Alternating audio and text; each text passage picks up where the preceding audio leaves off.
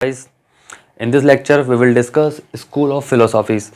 तो यहाँ पे हम फिलोसॉफी डिस्कस करेंगे, जैसे कि एंशियंट टाइम में हुआ कि चलो भाई आपने मतलब लिटरेचर का निर्माण कर लिया, वेदास लिख लिए और अदर जो लिटरेचर हम लोगों ने लास्ट लेक्चर में डिस्कस किए उन सबका निर्माण हो गया। उसके बाद जब बहुत ज़्यादा ज्ञान प्राप्त हो गया तो उसके बाद लोगों के मन में थॉट आया कि भाई ये जन्म मृत्यु को लेकर कि जीवन क्या होता है, मृत्यु क्या होती है, उसके बाद की क्या प्रोसेस होती है, या अगर आप जस्ट इस वे में अगर आप जी रहे हैं उसके बाद अगर आपकी डेथ होती है तो आपको क्या मिलेगा, या अगर आप उसको और बेटरली वो कर सकते हैं। तो साल्वेशन का जो कॉन्सेप्ट है वो निकल कर आया, निर्वाण का उस कॉन्सेप्ट है ज्ञान प्राप्ति का। उसके बाद स्वर्ग और नरक की वाली चीज़ें भी कुछ निकल कर आई, उनका जो पुराने टाइम से चले आ रही थी स्वर्ग नरक के कॉन्सेप्ट से, उनके अगेंस्ट भी कुछ फिलोसॉफीज़ देखने को मिली।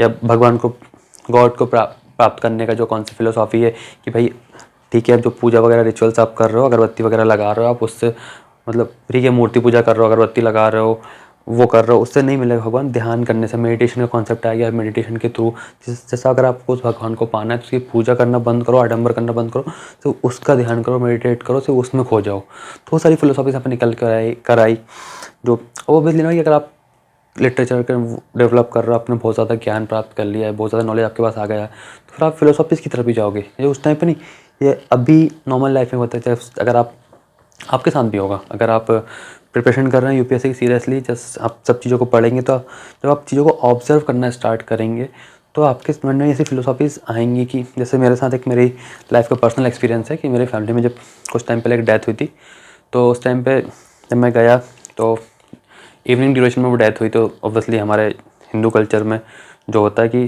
जो दाह संस्कार वगैरह जो रिचुअल्स होते हैं आफ्टर डेथ वो नाइट में परफॉर्म नहीं करते हैं, तो नेक्स्ट डे का वेट कर रहे थे। तो नाइट में जब मैं वहाँ पहुँचा तो ठीक है, लोगों का रोना स्टार्ट हुआ और सब तरफ देख के दुख का माहौल लग रहा था। तो वैसे अब फैमिली मेम्बर की डेथ हुई है तो रोना आएगा, जाहिर सी बात है। बट आफ्टर सम आवर्स, 1-2 घंटे के बाद ही जस्ट लोगों को बातें करना स्टार्ट हो गया, कुछ लोग हंसने भी लगे। तो उस टाइम मेरे अंदर की जो फिलोसॉफीज थी ना पूरी बाहर निकल कर आ गई कि भाई मतलब एक इंसान की डेथ हो गई है, 72 ईयर के इंसान की डेथ हुई है, जो इतना अटैचमेंट लोगों का था, जैसे 1-2 घंटे रोने के बाद वो दर्द गायब कहाँ हो गया आपका। जस्ट मुझे भी ये फील होने लगा अगर मेरे साथ भी ये होगा तो लोग इतनी इजीली मुझे भी भूल जाएंगे। तो ऐसी सारी चीज़ें आप फिलोसॉफी पर मतलब जब डीपली आप सिविल सर्विस की प्रिपरेशन करोगे ना, तो आप चीज़ों को ऑब्जर्व करना स्टार्ट करोगे, समय एक अंडरस्टैंडिंग मेंटेन करना स्टार्ट करोगे, तो ये फिलोसॉफीज़ ना आपके साथ भी होंगी, आपके साथ भी ये थॉट्स आएंगे।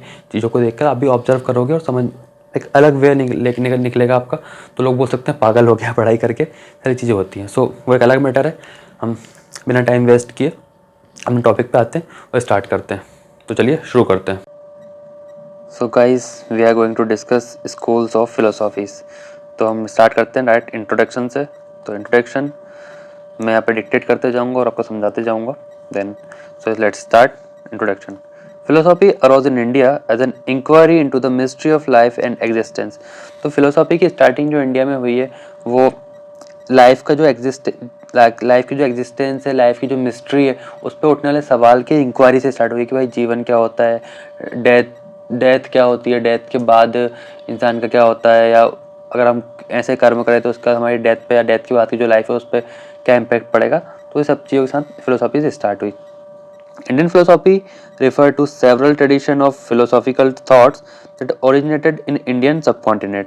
तो इंडियन फिलोसॉफी में बहुत सारे ट्रेडिशन, बहुत सारे फिलोसॉफिकल थॉट्स हैं जिनका ओरिजिन भी इंडियन सबकॉन्टिनेंट में हुआ।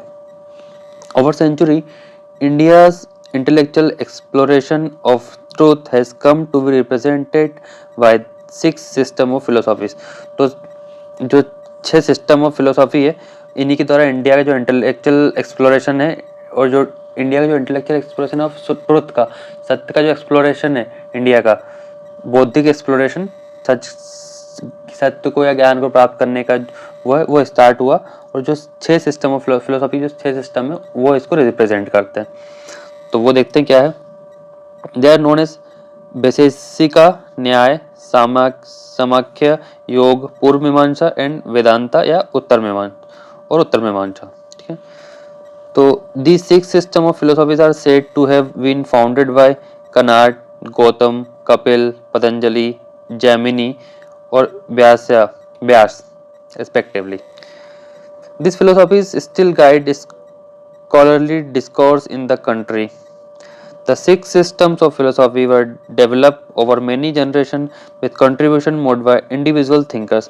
तो जो सिक्स सिस्टम ऑफ जो फिलोसॉफी के छह सिस्टम्स हैं वो जनरेशन बाय जनरेशन उनका डेवलपमेंट हुआ और उनका कंट्रीब्यूशन हुआ इंडिविजुअली उनका कंट्रीब्यूशन हुआ कि भाई सेपरेटली उन्होंने जो सोचा उसी के अकॉर्डिंग उन्होंने अपनी सेपरेट जो फिलोसॉफी है वो डेवलप की। अगर आगे हम जब लोग ये छह जो फिलोसॉफी है इसको हम जब आगे डिस्कस करेंगे तो हम देखेंगे कि सबके जो अलग अलग सेपरेटली थॉट है वो बहुत रेयरली एक दूसरे से मैच होते हैं, एक दूसरे के अगेंस्ट ही वो, क्योंकि अलग अलग लोगों के थॉट्स हैं तो वो अलग अलग ही जाएंगे।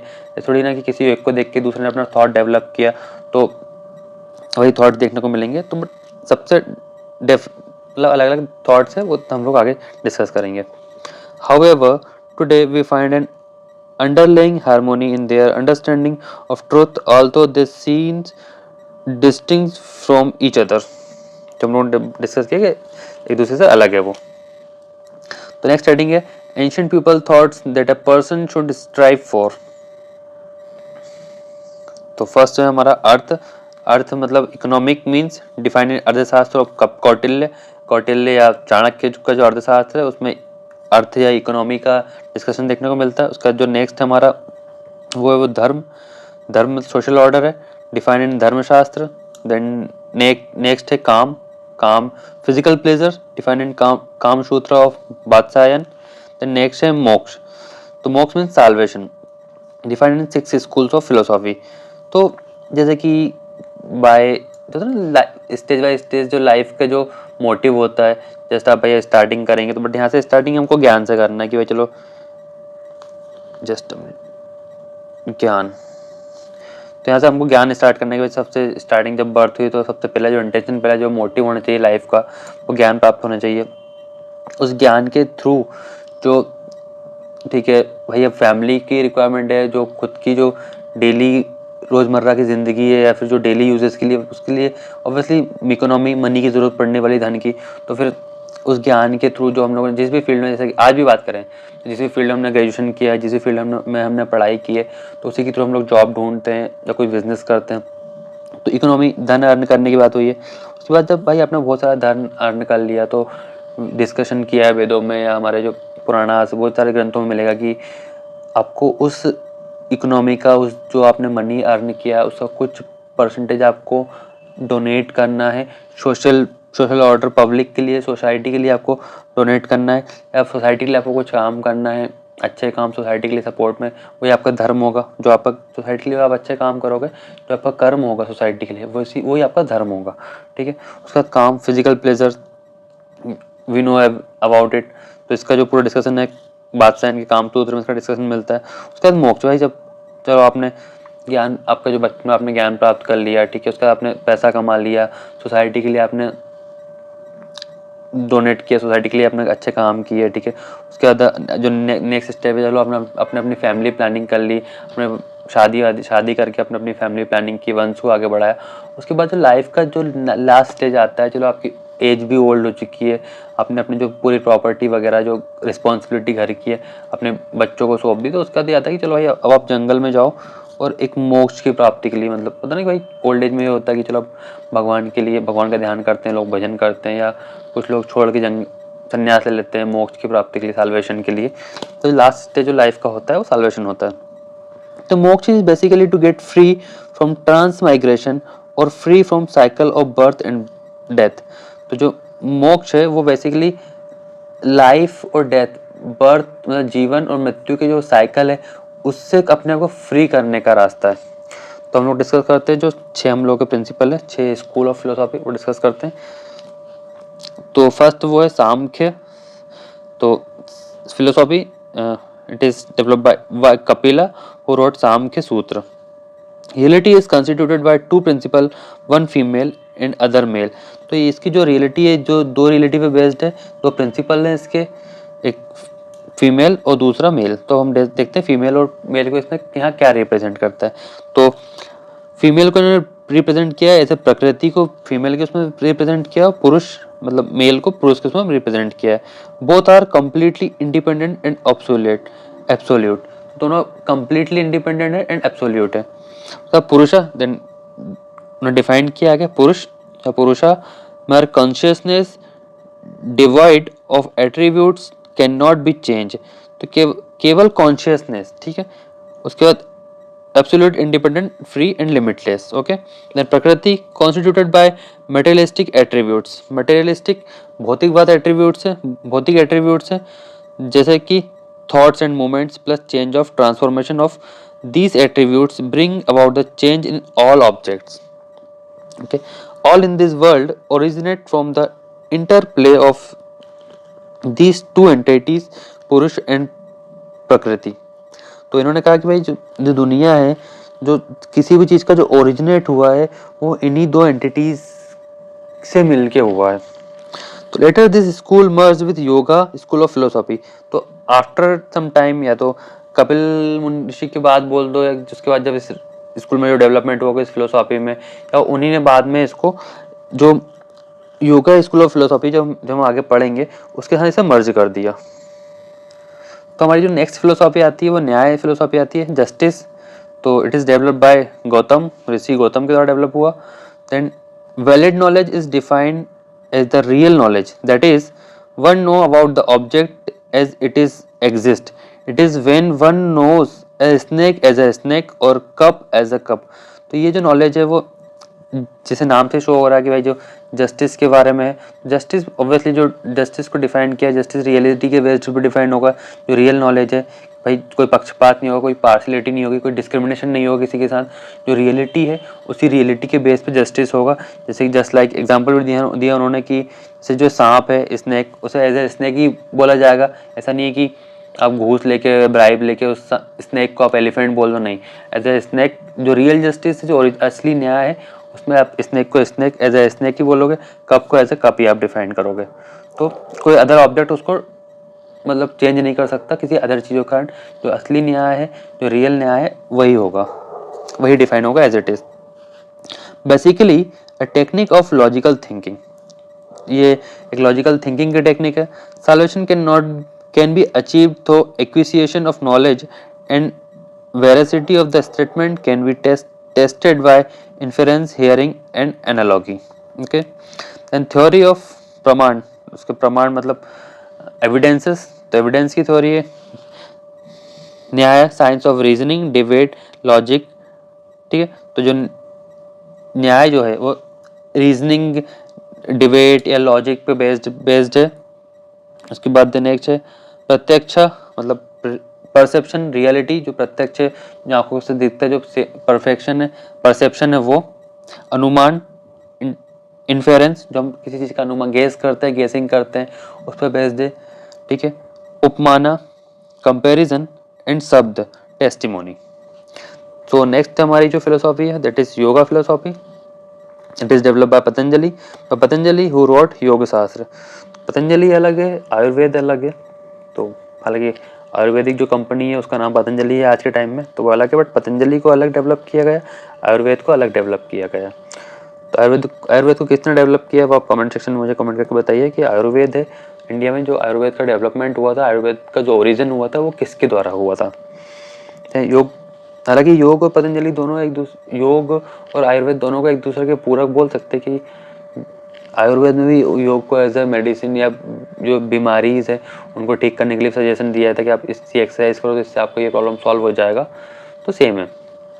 तो यहाँ पे हम बात करते हैं पतंजलि के योग सूत्र की।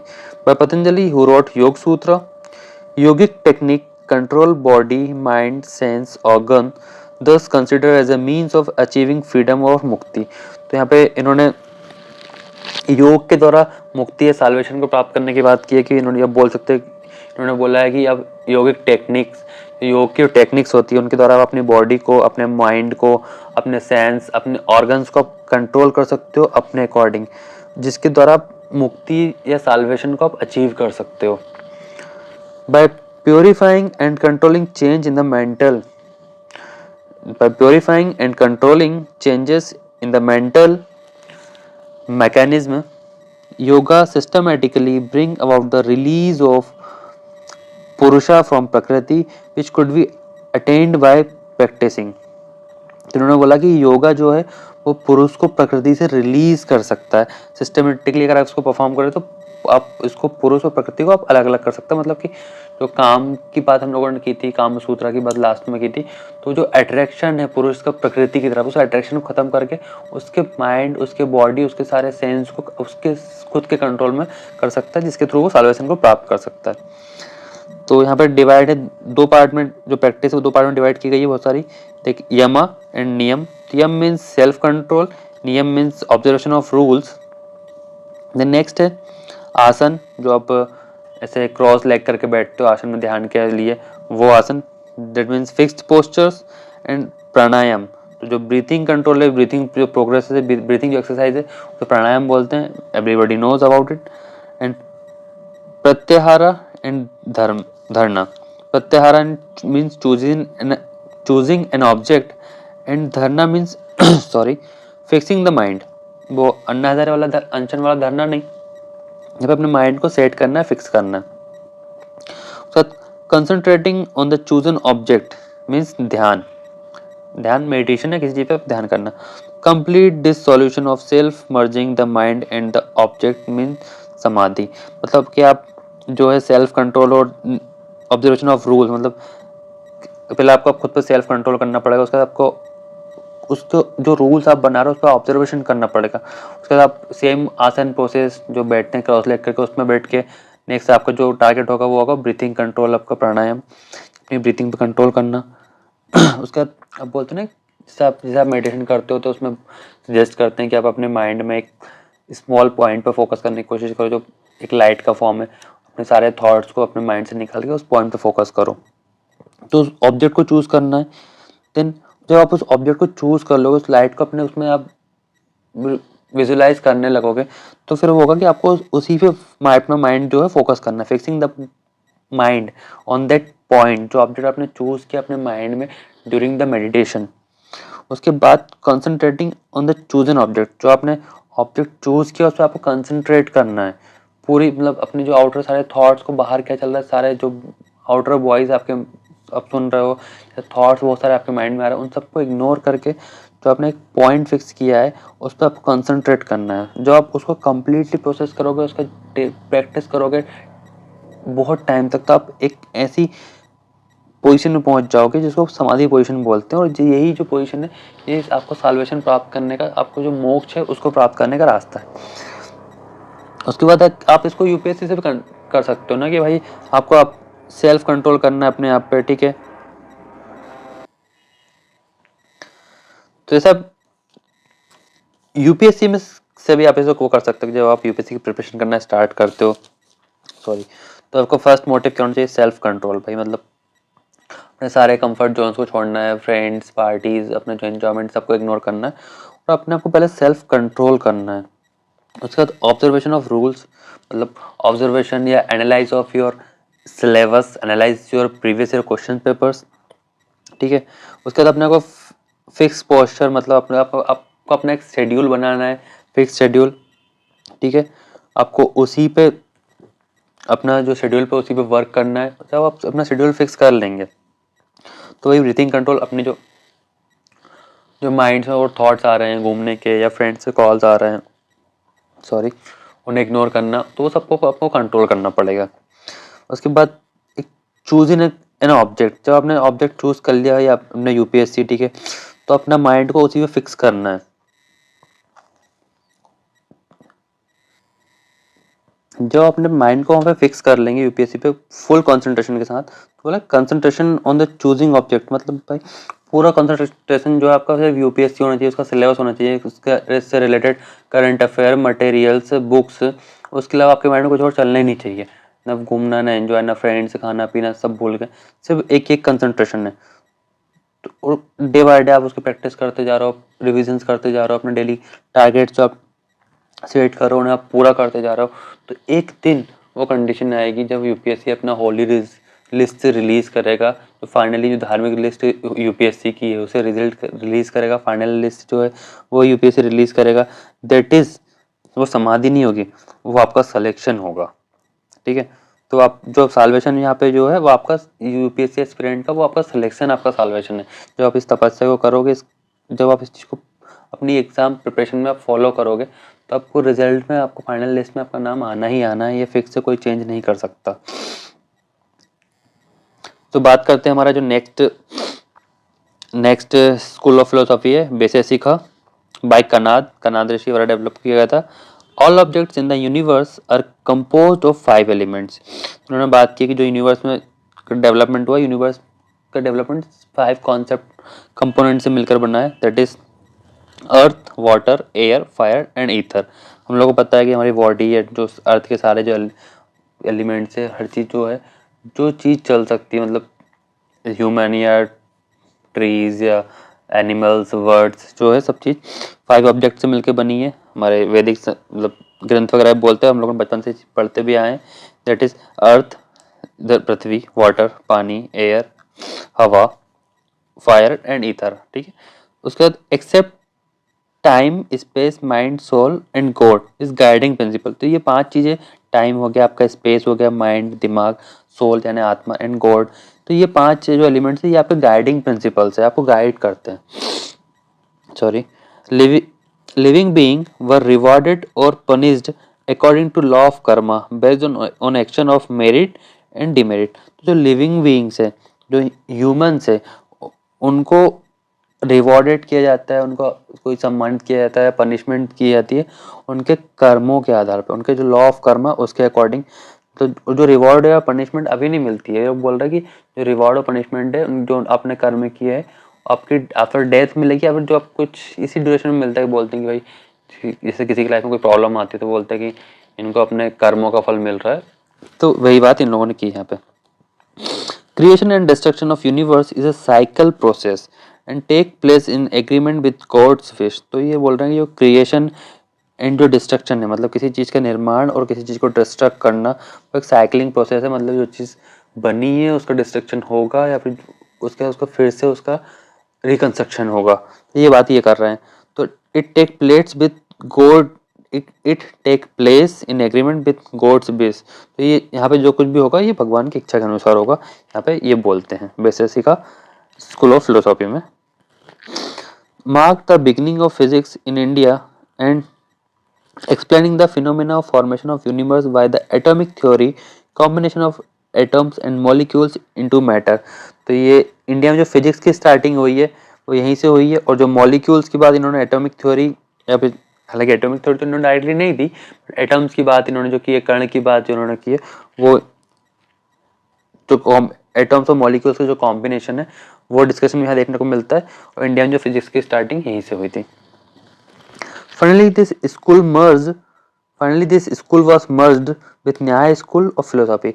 उसके बाद फाइनली अपने पीक पे पहुंचने के बाद या आफ्टर सम टाइम ये जो स्कूल है इसका, ये अपने आप को जो न्याय स्कूल ऑफ फिलोसॉफी हमने पढ़ा था, डेवलप बाय महर्षि गौतम, तो अपने अपने आप को उसमें मर्ज कर लेता है। उसका हमारा जो होता है नेक्स्ट स्कूल ऑफ फिलोसॉफी है मीमांसा, it is developed bye Jaimini. तो ये है analysis and interpretation of application and use of Samhita and ब्राह्मण पोर्शन ऑफ वेदा। तो ये जैसे हम लोगों ने लास्ट लेक्चर में पढ़ा था, जब हम लोग लिटरेचर पढ़ रहे थे, हम लोगों ने संहिता एंड ब्राह्मणास जो लिटरेचर है उसके बारे में डिस्कस किया था। तो यहाँ पे ये बोल रहा है कि ये जो मीमांसा फिलोसॉफी है ये वही संहिता और जो ब्राह्मणा लिटरेचर है, जो वेद का पोर्शन है, उनके एनालिसिस और इंटरप्रिटेशन पे डिपेंड करता है, ठीक है। Reasoning was used to provide justification of Vedic rituals and attainment of salvation depend on their way of performance. Vedas and eternal processes, all knowledge and religion means the fulfilment of duties prescribed by the Vedas.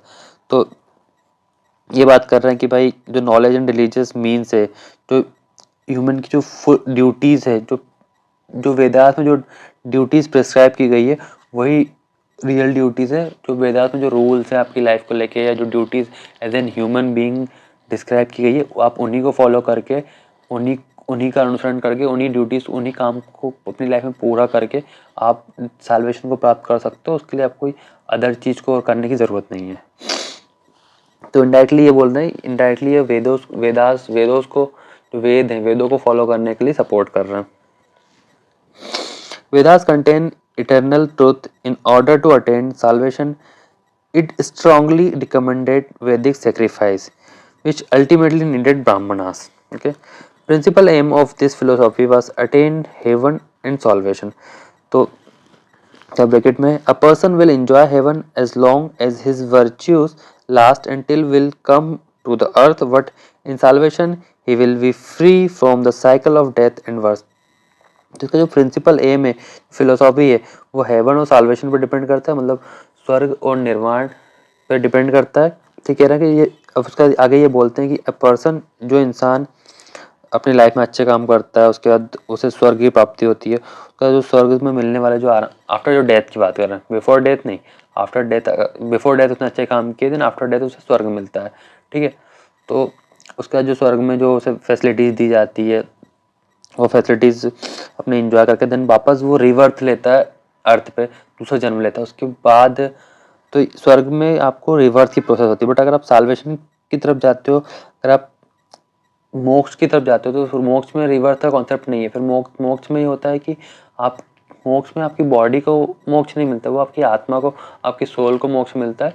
और फिर वो जो cycle है, birth and death का cycle है, उससे free होके चली जाती है, एक मोक्ष की प्राप्ति कर लेते हैं। मोक्ष मीन्स इनडायरेक्टली हम लोगों ने बोला था कि मोक्ष साल्वेशन का जो मीनिंग होता है वो इस बर्थ एंड डेथ के जो साइकिल है इससे फ्री होना ही होता है। The name associated with this philosophy are Savar Swami and Kumarila Bhatta. Then हमारी जो नेक्स्ट फिलोसॉफी है वो Vedanta. Brahmasutra of Badarayana 200 BC form its basic structure of which commentaries were written later. Shankaracharya 900 AD, Ramanujan 1200 AD।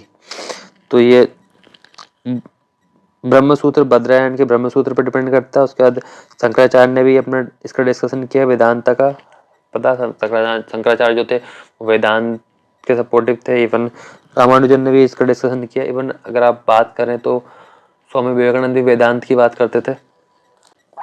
Vedanta implies the philosophy of Upanishad, the concluding portion of the Vedas. तो यहाँ पे वेदांता जो बोल रहा है, वेदांता डिपेंड करता है उपनिषद पे। उपनिषद की जो फिलोसॉफीज है उस पर वर्क करता है। और उपनिषद जो है वो वेदों का कंक्लूडिंग पोर्शन है, मतलब अगर वेदों की आप एक समरी निकाले, कंक्लूजन निकाले तो उपनिषद है। और जो वेदांता है वो उपनिषद की फिलोसॉफी को फॉलो करता है। Brahman is true, the world is false, and self and Brahman are not different with Brahmana existence, unchanging the highest truth and ultimate knowledge। तो यहाँ पर बोल रहा है कि ब्राह्मण ही ट्रुथ है, उसके अलावा जो पूरा दुनिया है वो भौतिक है, वो गलत है। तो ये बात यहाँ पे कर रहा है ये। The core message of Vedanta is that every action must be governed by the intellectual and discriminating faculty. The mind makes mistakes, but the intellect tells us the action is our interest or not. तो ये वेदांत यहाँ पे आगे बोलता है कि मतलब वेदांत philosophy के अकॉर्डिंग आगे बात करते हैं कि जो हमारा एवरी एक्शन है वो हमारा इंटेलेक्चुअल और डिस्क्रिमिनेटिंग जो बिहेवियर है उसको डिपेंड करता है।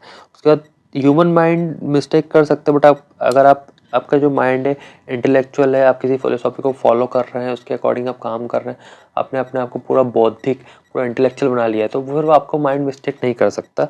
नॉर्मल ह्यूमन माइंड आपका मिस्टेक कर सकता है, और इंटेलेक्चुअल माइंड से कभी कोई गलती नहीं हो सकती। Vedanta enable the practitioner to access the realm of spirit through the intellect, whether one moves into spirituality through yoga, meditation or devotion, it must ultimately crystallize into inner understanding for attitudinal changes and enlightenment। तो ये यही कह रहा है कि आप yoga, meditation या और अदर जो स्पिरिचुअलिटी है, अदर जो बौद्धिक चीजें उनके थ्रू भी आप सॉल्यूशन प्राप्त कर सकते हैं। Also linked with theory of karma, in present birth a person has to bear consequence of previous birth. तो ये अपने आप को जो है कर्म की थ्योरी पे भी डिपेंड करता है, मतलब कर्म की थ्योरी की बात भी करता है। तो in present birth a person has a bear consequence of previous birth, मतलब इस बर्थ की बात भी करते हैं, जो आप इस जन्म में जी रहे हो तो इसमें आपके कर्मों की बात भी करता है, और जो प्रीवियस जन्म में आपने कर्म किए थे उसके अकॉर्डिंग आपकी लाइफ में अभी क्या प्रॉब्लम आ रही है उसकी बात भी करता है। आपकी लाइफ की जो आज की प्रॉब्लम है उसको रिलेट करता है कि आपने प्रीवियस जन्म में, प्रीवियस बर्थ में कुछ गलतियाँ की होगी, उसके कारण आपको यहाँ प्रॉब्लम झेलनी पड़ रही है। उसके बाद Charvaka philosophy, it find mention in the Vedas and Brihadaranyakas उपनिषद, अरण्यका उपनिषद। तो वेदास में भी इसका डिस्कशन मिलता है और उपनिषद में भी इसका डिस्कशन मिलता है। It is suppose to be the earliest in the growth of the philosophical knowledge. Knowledge is the product of the combination of 4 element which leaves no trace after death. तो ये जो बोल रहे हैं नॉलेज है वो 4 एलिमेंट्स पे depend करता है। मतलब हम लोगों ने आगे थोड़ी देर पहले हम लोगों को 5 एलिमेंट डिस्कस किए थे, तो ये बोल रहा है कि 4 एलिमेंट्स ही इंपॉर्टेंट होते हैं 5 में से। तो अब किस एक एलिमेंट को इन्होंने यहाँ पे छोड़ा है वो हम आगे देखते हैं। Out of 5 elements earth, water, fire, air and ether, the Charvaka do not recognize ether as it is known through perception. तो जो 5 एलिमेंट्स में इन्होंने जिन 4 एलिमेंट्स को सपोर्ट किया था वो थे अर्थ, वाटर, फायर एंड एयर। जो चारवाक जो है वो ईथर को सपोर्ट नहीं करता। मतलब चारवाक का मतलब है कि भाई जो 4 प्रोडक्ट का कॉम्बिनेशन है, 4 एलिमेंट्स का कॉम्बिनेशन है, अर्थ, वाटर, फायर और जो एयर का कॉम्बिनेशन है, इसी से मतलब सारा जो नॉलेज है, जो प्रोडक्शन सारा जो हुआ वो इन्हीं 4 एलिमेंट से हुआ। यहाँ पे ईथर का कोई रोल नहीं है। उसके बाद चारवाक आगे क्या बोलते हैं, Charvaka philosophy deal with the materialistic philosophy plus also known as the Lokayata philosophy, the philosophy of the masses. तो चारवाक की जो फिलोसॉफी है वो मटेरियलिस्टिक फिलोसॉफी है, भौतिकवाद फिलोसॉफी है, भौतिकवादी दर्शन है। It also known as the Lokayata philosophy. Lokayata philosophy मतलब जो मासेस है, जो आम लोग हैं, उनकी फिलोसॉफी, उनकी जो माइंडसेट है उसके अकॉर्डिंग काम करता है। According to Charvaka there is no other world. तो चारवाक का मतलब है कि और कोई अदर वर्ल्ड नहीं है जहाँ आप रह रहे हो, जहाँ आप एग्जिस्ट कर रहे हो, यही रियल वर्ल्ड है। मतलब इसने जो स्वर्ग नर्क, जो हिंदुइज्म में जो स्वर्ग नर्क का कॉन्सेप्ट है उसे डिनाइड किया। मतलब वो ये बोल रहा है कि वैसा कोई वर्ल्ड नहीं है, ऐसी कोई चीज़ नहीं है। उसका जो मुस्लिम में बात करते हैं कि जो आफ्टर डेथ आपको जन्नत मिलेगी या जहन्नुम का जो कॉन्सेप्ट है, आप ये उसे भी डिनाइड करते हैं। भाई ऐसा कुछ नहीं होता है, यहीं आप जो रह रहे हो यही आपका स्वर्ग है, यही आपकी जन्नत है। अगर अच्छे काम आप करते हो तो जिस जन्म में आप हो, अभी जिस वर्ल्ड में आप जी रहे हो, यही आपका स्वर्ग, यही आपकी जन्नत है। अगर आप गलत काम करते हो तो यही आपका नर्क, यही आपका जहन्नुम होने वाला है। तो अदर कोई वर्ल्ड एग्जिस्टेंस नहीं करता है अकॉर्डिंग टू चारवाक। सॉरी। तो आगे ये बोलते हैं कि death is the end of human and pleasure is the ultimate object in life. तो जो डेथ होती है वही ह्यूमन लाइफ का एग्जिस्टेंस होता है। मतलब ह्यूमन एग्जिस्टेंस एंड होता है विद द डेथ। उसके बाद आपके जो अदर कोई वर्ल्ड है कि ये बोलते हैं कि आप आपके डेथ का जो आपकी आत्मा, जो आपकी सोल है वो एक अदर वर्ल्ड में जाती है, स्वर्ग में या नर्क में। तो ऐसा कुछ नहीं है। तो यहीं पे आपका एग्जिस्टेंस होना और यहीं आपके डेथ के बाद यहीं आपका सब कुछ एंड हो जाना है। Charvaka recognize in no existence other than the material world. Charvaka ये भी कहते हैं कि जो मटेरियल वर्ल्ड है, जो भौतिक भौतिक दुनिया है जिसमें हम रह रहे हैं, जिस अर्थ पे हम रह रहे हैं, ऑब्वियसली भौतिक बात मटेरियलिस्टिक दुनिया है, तो हर चीज़ से हमारा कनेक्शन, हर चीज़ से हमारा अट्रैक्शन होता है। तो ये जो भौतिक दुनिया है, ये जो मटेरियलिस्टिक वर्ल्ड है, इसके अलावा और भी कोई वर्ल्ड और भी कोई दुनिया एग्जिस्ट नहीं करती है। किसी भी और चीज़ का एग्जिस्टेंस नहीं है यहाँ पे। Charvaka denied the pressure of any divinity और सुपरनेचुरल एजेंसी। तो ये जो सुपरनेचुरल एजेंसी है जैसे कि गॉड, सोल या हेवन, सबको डिनाइड करते हैं and accept the only reality of existence as thing exist and which can be experience by human sense. तो चारवाक यहाँ पे किसी भी सुपरनेचुरल पावर या नेगेटिव एनर्जी को सपोर्ट नहीं करते। सुपरनेचुरल पावर जैसे लाइक गॉड या सोल या हेवन, इस किसी को सपोर्ट नहीं करते। इनका मतलब ये है कि भाई जो रियलिटी है, जैसा जैसा ह्यूमन सेंस वर्क कर रहा है उसी के अकॉर्डिंग लाइफ होती है। जैसा आप कर्म करोगे उसी के अकॉर्डिंग आपकी जिंदगी होगी। According to him Brahmana manufacture rituals to acquire gifts. तो चारवाक के अनुसार जो रिचुअल्स जो पूजा पद्धति हम लोग करते हैं, जो पूजा पाठ, जो फास्ट वगैरह करते हैं, ब्राह्मण जो करवाते हैं, तो चारवाह का कहना है कि जो सारे रिचुअल्स है जो हम परफॉर्म करते हैं, ये सब इनका मैन्युफैक्चर जो किया है ब्राह्मणों के द्वारा किया गया है। मतलब दक्षिणा के लेने के लिए, गिफ्ट लेने के लिए, पैसे लेने के लिए वो ब्राह्मणों ने इन जो रिचुअल्स है इनका डेवलपमेंट किया है। ऐसे कोई रिचुअल्स, ऐसे कोई बिना इन रिचुअल्स के भी आप साल्वेशन को प्राप्त कर सकते हो। Samkhya and Vaiseshika system also propagated materialistic view of life. Okay, then materialistic view of life also appear in doctrine of Ajivikas, a heterodox sect of Buddhism. तो ये हमारी फिलोसॉफीज थी। तो यहाँ पे हमारी जो इंडियन फिलोसॉफी है इसको हम ख़त्म करते हैं। So all the very best, thank you so much.